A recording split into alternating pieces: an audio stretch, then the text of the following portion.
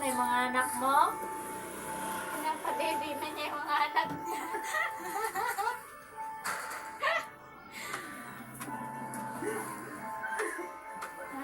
Pinapadede niya ng mga anak niya. Ang aso at pusa.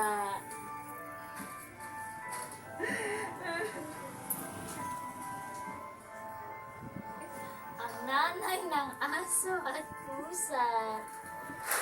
Hindi ako. Wala eh.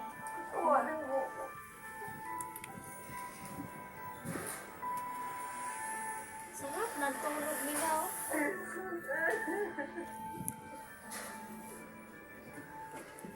Aga-aga kasi magising.